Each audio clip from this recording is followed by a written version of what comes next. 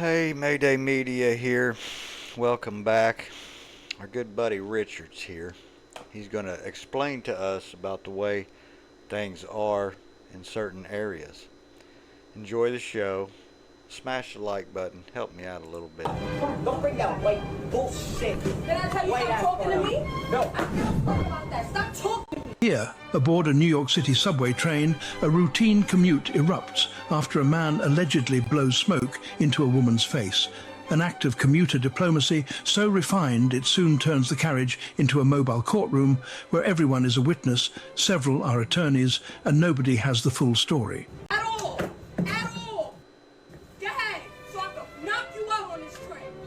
Play with me if you want to, so I can knock you out on this train. It is here we encounter All-Day Chrissy, so named for chronicling nearly every waking hour of her own appearance, interrupted only by the occasional online proclamation that she will, at some unspecified point, Really get my panties in a tizzy. firmly locked in a Player One frame of mind, she promptly bats the phone from Honolulu Blue Lou's hand, apparently convinced that multiple camera angles only confuse the narrative. That's a final warning. Call the cops. You boy. You slap me one more time. Boy.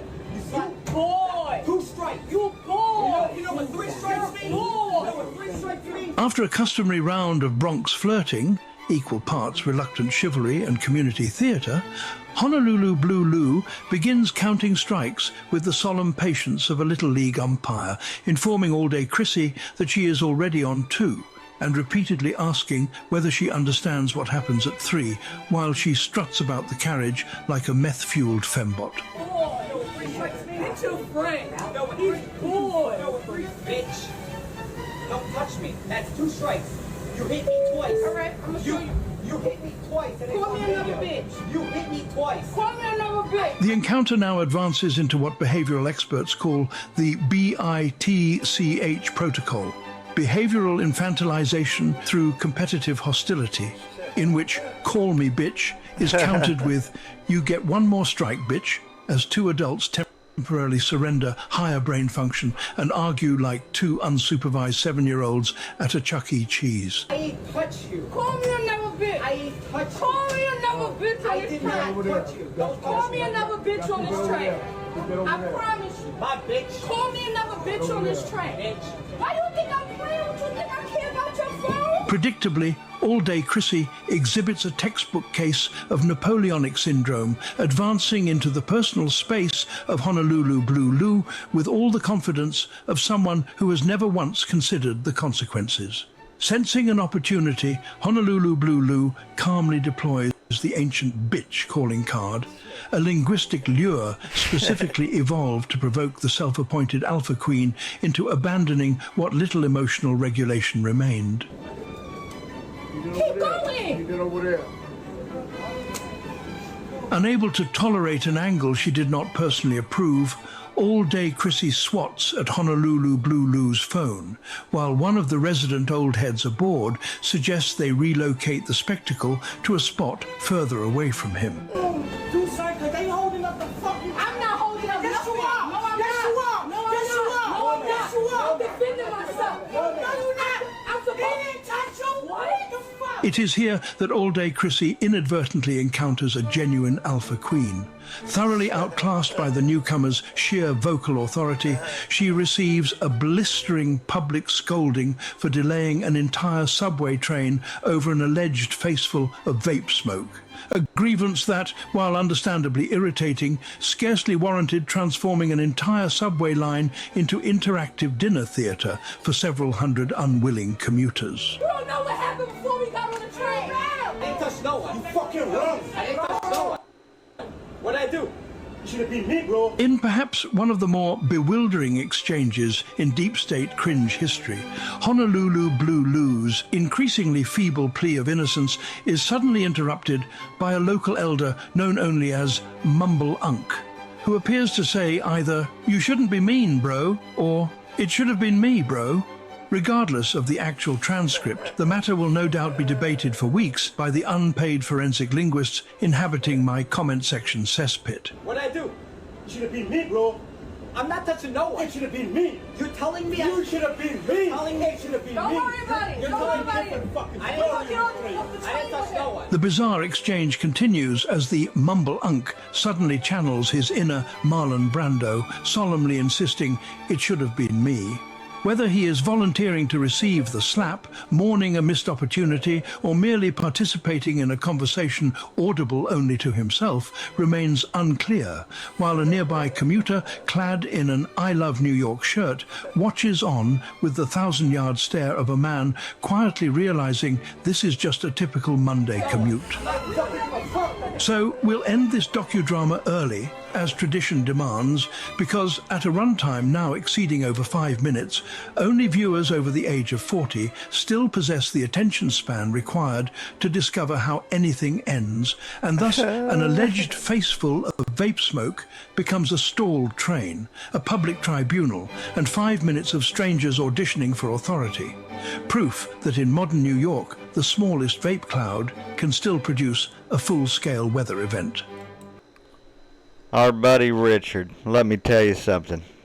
Ain't much better than that, let me tell you. I mean, this is, some of those were so funny. I mean, you could hardly die laughing. But, yeah, I mean, just certain people, let me tell you, got some real issues out there, I'd have to say. Some of the things they say and do. And that Ilhan Omar's family committed war crimes. And that's why they fled Somalia. Like, she's not a refugee. She didn't flee Somalia because there were bad things happening there. No, her father, colonel in the military, participated in the massacre of 200,000 people. And then, when his army lost the war, they fled to America. Like, I'm not going to take any kind of moral grandstanding from Ilhan Omar. Like, the only reason that her family was even allowed in the United States was that, like, temporarily, her father pretended to be anti-communist. So our government was like, oh yeah, we should let them in. But no, her father is guilty of war crimes, of the massacre of hundreds of thousands of people. That's who she came to America with. That's where she gets her moral values. From someone who is responsible for hundreds of thousands of deaths, who actively participated in those murders, and then fled the country when another party came to power and was gonna put him on trial. So yeah, Ilhan, I don't give a shit what you think about war crimes or morality. Your father is a mass murderer. I'm going to break down exactly what happened so that you can see what was just said is true. And Somali names are kind of hard to say, so I'm going to kind of just skip them as an American. But here, this is her dad. This is Ilhan Omar's dad. He was a colonial in the Somali National Army under this guy here. And that guy here, that was the guy who controlled the regime.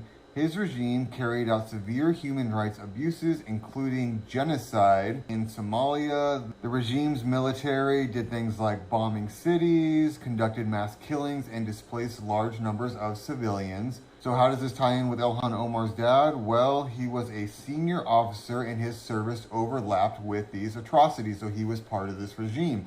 Now, of course, you have the fact checkers that are funded by George Soros, Snopes, say that they have examined this and there is no evidence linking Ilhan Omar's father to these atrocities, but that is absolute garbage because he was a very senior officer during this exact time of the atrocities. Don't ever believe the liberal garbage fact checkers. They all need thrown out. I mean, they're liars, scammers. I mean, they got some bad backgrounds. I mean, they marry their cousins. I mean, child brides, there's all kinds of stuff, man. I mean, it's time to go and start cleaning shit out or go hide somewhere. There's two options. What we got here? Oh, women police officers. Look at you.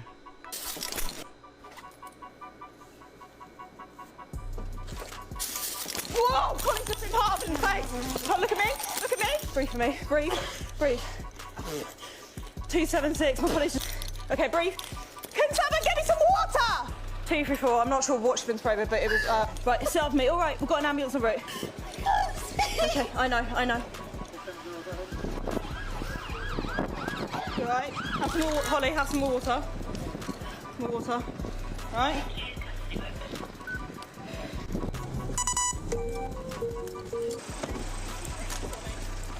Turn around! On the floor. I may be giving evidence. Do you understand?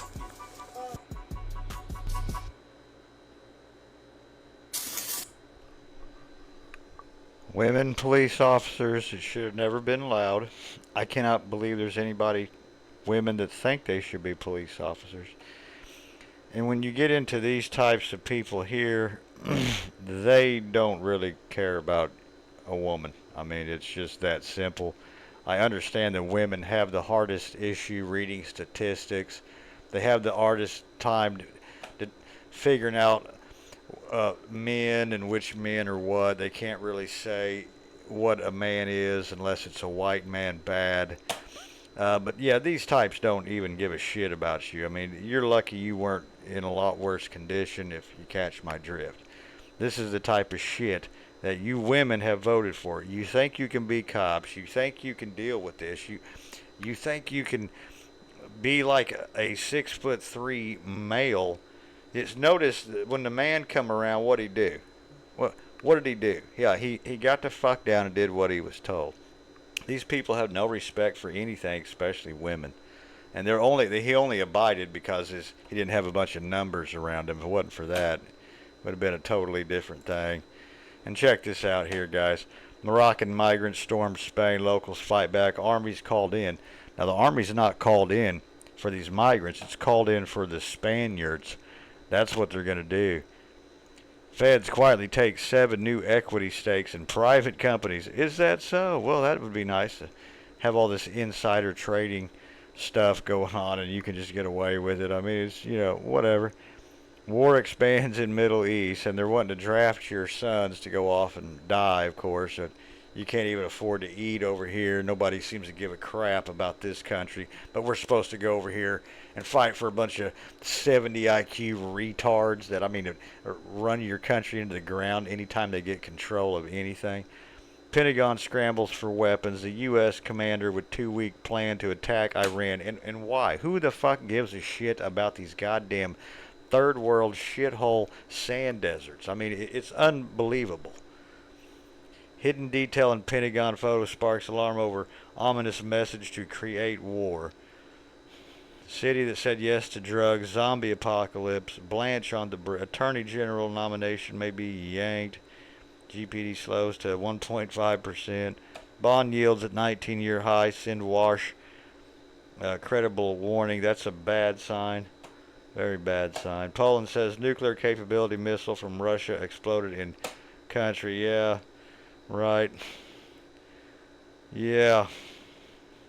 Get prepared. Get ready. Learn how to take care of yourself. Learn how to grow your own. Learn a lot of stuff. And get ready. Next year's going to be fucking rough. Make no mistake. Anyway. Bye.